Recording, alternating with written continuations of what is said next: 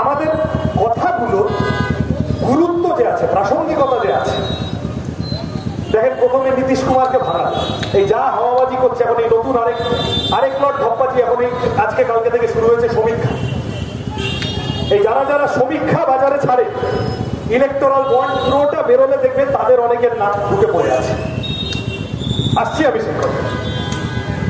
এই প্রথমে বিজেপিও যাই সমীক্ষা ভূমিকা করি, এই অর্ণব গোস্বামীদের মিটিং ফাটাক করে যাই, তারপর দেখা বিজেপিও জানে যে বিজেপি চাপে আছে বলে নীতিশ কুমারকে ভাঙাতে হবে। পিসিমণিকে দিয়ে বলাতে হলে আমি এখানে কোনো জোট করে দিই, নিয়োগ তোমার সাথে কেউ জোট করতো না, সে অন্য কথা। কে করবে তোমার সাথে? কার সাদা জামায় কালির দাগ লাগানোর কার ইচ্ছা আছে? কিন্তু নীতিশকে ভাঙিয়ে হলো না, তারপরে বলতে হলো মন্দির বানিয়ে দিলাম, তাহলে এবার মন্দির বানিয়ে ভোট চাপ। আচ্ছা, মন্দির বানিয়ে পুরোটা মনে হলো না হচ্ছে না, তাহলে তারপরে গিয়ে বলতে হলো জলের তলায় ডুব মারলাম, ময়ূরের ল্যাচ ফ্যাচ দিয়ে প্রধানমন্ত্রী জলের তলায় বসে আছে, সমুদ্রের তলায়। এত কিছু করে যখন হলো না, ফাইনালি গিয়ে খেয়াল করে দেখবেন এতদিন 800 টাকা বাড়িয়ে ফাইনালি গিয়ে 100 টাকা গ্যাসের দামটা কমিয়েছে। আজকে বোধহয় পেট্রোল ডিজেলের দাম 2 টাকা না 1 টাকা কমিয়েছে। আরেকজন ফাটাফাট সব করে দিতেন, 100% কাজ করে দিতেন, বিরোধীদের বছরের পর বছর লিকো ক্লাস লাগিয়ে বসিয়ে রাখতেন। এত কিছু করার পরেও কনফিডেন্স হচ্ছে না। এখন ভোটের সময় গিয়ে বলতে হচ্ছে তোমাদের যে টাকাটা দিতাম ওইটা একটু বাড়িয়ে দিচ্ছি। তার মানেটা হলো আমরা আমাদের পার্টি যে দাবি দেওয়া যে কথাগুলো এতদিন ধরে বলতাম যে তুমি যাই করে নাও বাবা, ফাইনালি রুজি রুটি, শেষমেশ ওই আমি তখন যেটা বললাম রুটি কাপড়া মাকান কা মুদ্দা, তোমায় ওখানে ফিরতেই হবে। ভোট পেতে গেলে তোমাকে ওইখানে শেষমেশ আসতেই হবে। তাহলে তুমি এতদিন ধরে এই ছাপলামো করে গেলে কেন? পাবলিকের দরকার ছিল সন্ধ্যাবেলা গরুর দুধে সোনা খুঁজে পাওয়া যায় কিনা, এই নিয়ে পাবলিক টিভি দেখে বসে আছে, টিভিগুলো বসে আছে। এই কারণে এবং আমাদের পার্টিকে ভয়, আমাদের পার্টির প্রতি বিতৃষ্ণা, বিতস্পৃহ, তারও কারণটা হলো এই যে আমাদের পার্টি পার্লামেন্টে শক্তিশালী হলে ইলেকটোরাল বন্ডে পালে পালে চাঁদা নিয়ে যা খুশি তাই করাটা বন্ধ হয়েছে। আমরা এতদিন তৃণমূল চোর এইসব বলছিলাম। আমি ওই জন্য তখন ওই ব্রিগেডের মাঠে আমি বললাম যে দেখেন, নতুন স্লোগান ছাড়ার সময় বাজারে এসে গেছে। 1, 2, 3, 4 শান্তি নিকেতনে ডাকা, শান্তি কুঞ্জে পাঠা। ইলেকটোরাল বন্ডে দেখছেন তো যা বেরোচ্ছে, বিজেপি এমনকি পাকিস্তানের কোম্পানির থেকেও যা শোনা যাচ্ছে, টাকা নিয়ে ভারতে ঝগড়াবাজি হচ্ছে লোকের মধ্যে, মানুষের মধ্যে। এই এত টাকা, কোটি কোটি টাকা এই ব্যবসায়ীদেরকে গিয়ে বলেছে তুম হামকো চান্দা দো, হাম তুমকো ধান্দা দেंगे। আর বিজেপি তো ঠিক আছে, বড়ে মিয়া ছোটে মিয়া সুবহানাল্লাহ, একটা রিজিওনাল পার্টি, একটা রাজ্যের দল তৃণমূল কংগ্রেস, ইলেকটোরাল বন্ডের টাকা তোলায়, বেআইনি টাকা তোলাবাজি করে। আমাদের এখানে মহেশতলায় আইএফবি বলে একটা কোম্পানি আছে, তারা লিখিত স্টেটমেন্ট দিয়েছে যে আমি বছরে আয় করি 16 কোটি টাকা, আর আমার তৃণমূলকে তোলাবাজির চাঁদা দিতে হয় 50 কোটি টাকা, 3 গুণ। আমি কি করে কোম্পানি চালাবো, কি করে ব্যবসা করবো?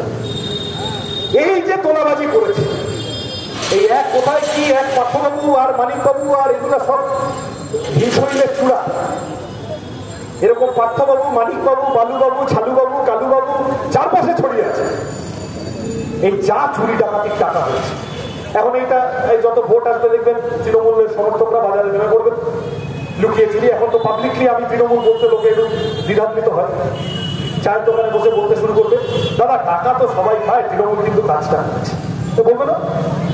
তা আমি বুঝি না বাবা, পাবলিকের টাকা তোমার ধরা যাক তুমি এমএলএ, এমপি ইত্যাদি ইত্যাদি, তুমি এত সম্পত্তি করেছো, পাবলিকের টাকা মেরে সম্পত্তি করেছো। ওই টাকা মানুষের কাজে লাগলে মানুষের আরো অনেক কাজ হতে পারতো। 100 টাকার কাজ করতে পারতে তুমি 80 টাকা বেড়ে দিয়ে 20 টাকার কাজ করো, ওইটা ভালো করে 20 টাকার না 5 টাকার কাজ করো, 15 টাকার বিজ্ঞাপন করো। ওই যে পুরোনো চুক্তি গল্প ছিল, বলছে বিধানসভায় একদিন তৃণমূলের এক নেতা তিনি গল্প বলছেন যে 3 ছেলে, বাবা 3 ছেলের হাতে 100 টাকা দিয়ে বললো যে তোমাকে টাকা দিলাম, তুমি এমন কিছু কিনে নিয়ে এসো ঘরটা ভরে যাবে, একটা ঘর আছে ঘর ভরে যাবে। তা প্রথম ছেলে গেল 100 টাকার বাজি কিনে আনলো, 100 টাকায় কতটুকু বালি হয়, ঘর ভরলো। পরের ছেলে গেল 100 টাকার খড় কিনে আনলো, 100 টাকায় কতটুকু খড় হয়, ঘর ভরলো। বলছে 3 নম্বর ছেলে, সে গিয়ে মাত্র 5 টাকা খরচা করে, ওই তৃণমূল নেতা বলছে 5 টাকা খরচা করে সে গিয়ে মোমবাতি আর দেশলাই নিয়ে এলো, এসে ঘরের মাঝখানে রেখে এইভাবে চালিয়ে দিল, ঘর ভরে গেল 5 টাকা খরচা। তৃণমূল নেতা বলছেন যে দেখো আমাদের রাজ্যের মুখ্যমন্ত্রী এইরকম অল্প খরচে কিভাবে গোটা রাজ্যটায় আলো জ্বালিয়ে দিয়েছেন। দেখো হেবি হাততালি টাততালি হলো, যা হয় সমস্ত হাততালির শেষে একজন পিছন থেকে হাত তুলে বলতো ওইসব তো বুঝলাম, এইটা বলেন বাকি 95 টাকাটা গেল কোথায়? This is Trinamool. এবং এই চুরি ডাকাতি, এটা মানুষের টাকা না মেরে আকাশ থেকে টাকা পেড়ে তৃণমূল নিজের পয়সা করেছে, বিজেপি নিজের পয়সা বাড়িয়েছে আর মানুষের জন্য কাজ করে গেছে, হতে পারে। তুমি মানুষের টাকা মেরে তুমি নিজের সম্পত্তি বাড়িয়েছো, আগুন খুলে কলা গাছ হচ্ছে। এখন যখন চোর ধরো জেল ভরো বলে আমরা লাল পার্টি নেমে পড়েছি, এখন তুমি প্রাণপণে বাঁচার জন্য এখন নিজেরা বোঝাপড়া করছো। তাহলে তুমি বিজেপি, তুমি তাহলে আমার ভাইপোকে বাইরে রেখে দেবে, আর আমি তৃণমূল প্রতিদানে ইন্ডিয়া জোটটাকে ভিতর থেকে ঘেটে ঘ করে দেওয়ার চেষ্টা করবো। সেই ইন্ডিয়া নোটিসে পড়েছি আমরা, ট্রয়ের ঘোড়া, ট্রোজান হর্স, কাঠের ঘোড়ার মধ্যে অন্য বিপক্ষ বাহিনীর মধ্যে সৈন্য ঢুকিয়ে দিয়েছিল। খোঁচর খোঁচর, সোজা কথায় খোঁচর। আমি ইন্ডিয়া জোটে তোমার খোঁচর হয়ে কাজ করবো যাতে ওইসব না হয়, জোটফোট না হয়, আর তুমি প্রতিদানে আমার ভাইপোটাকে বাইরে রাখবে। তার জন্য যদি একটা দুটো ছোটখাটো বলি দিয়ে দিতে হয়, সে সুকুমার রায় লিখেছিলেন কুমড়ো দিয়ে ক্রিকেট খেলে কেন রাজার পিসি, তার মানে যদি রাজার পিসিকে, রাজা যুবরাজকে বাইরে রাখার জন্য যদি একটা কুমড়ো বলি দিতে হয়, দিয়ে দেবো। এই আপনাদের নাকতলা একটা কুমড়ো বলি হয়ে গেছে। আপনারা দেখছেন আওয়াজ, রোজকারের হক কথা। For more updates about Awaaz, please subscribe our YouTube channel Rajshekhar thali.